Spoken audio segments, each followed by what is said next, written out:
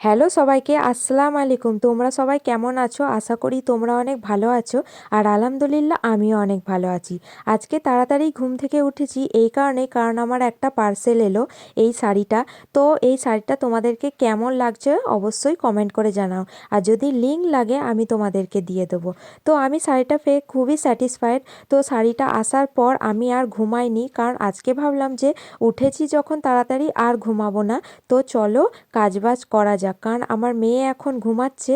তো আমি কাজটা একটু এগিয়ে রাখি। অনেক দিন ধরেই ভাবছিলাম গ্যাসের এই জায়গাটা পরিষ্কার করব, তো সময় হয়ে উঠছিল না। আর সামনে রোজা চলে আসছে, আর এত এসব করতে পারবো না। তাই ভাবলাম আজকে একটু সময় যখন পেয়েছি, তাই গ্যাসের এই জায়গাটা পরিষ্কার করে দিই। আর রান্নাঘর পরিষ্কার না থাকলে একদম ভালো লাগে না, একদম রান্না করায় মনই বসে না। তাই আজকে আমি এই প্রধান কাজটা করে নিলাম। একটা হেডেক ছিল, তো ফাইনালি আমার এই কাজটা হয়ে গেল।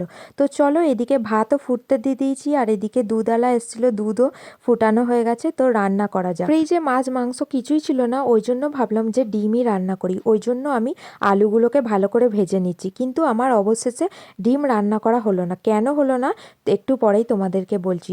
ওই জন্য আমি ভাবলাম তাহলে ঘরে যেহেতু শুটকি রাখা আছে, একটু শুটকিই করি নিজের জন্য। আর এটুকু শুটকি আমার নিজের জন্য একদম ভালোভাবে হয়ে যাবে। ওই জন্য দেখো শুটকির জন্য আলুগুলোও কেটে রেখে দিয়েছি, আর শুটকিটাকেও ভিজিয়ে রেখে দিয়েছি। ডিম আলু রান্না করব বলে আলুগুলোকে ভালো করে লাল লাল করে ভেজে নিলাম, কিন্তু অবশেষে আর ডিম আলু রান্না করা হলো না।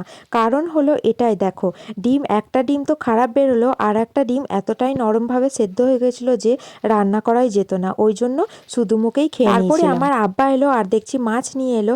তো ভাবলাম যে অনেকটাই দেরি হয়ে গেছে, আর এই মাছগুলো রান্না করব না, ধুয়ে সব ফ্রিজে রেখে দিলাম। আর আমাদের তিনজনের মতো মাত্র 3টে মাছ ভেজে নিলাম, কারণ দুপুরে তো খেতে হবে, তাই না? তাই মাছ ভাজা, ডালই করেছিলাম, আর কালকেকার কিছু তরকারি ছিল, ওগুলো দিয়েই আজকে ভাত খেয়ে নিয়েছি। এদিকে 2টো প্রায় বেজে গেছিলো, আমার মেয়ের খাবার টাইমও হয়ে গেছিলো।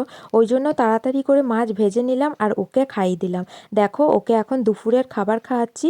ওকে দিয়েছিলাম ডাল আর একটু মাছ ভাজা। ও মাছ খেতে অনেকই পছন্দ করে, ওই জন্য ওকে মাছ ভাজাটা দেওয়ার সবসময় চেষ্টা করি।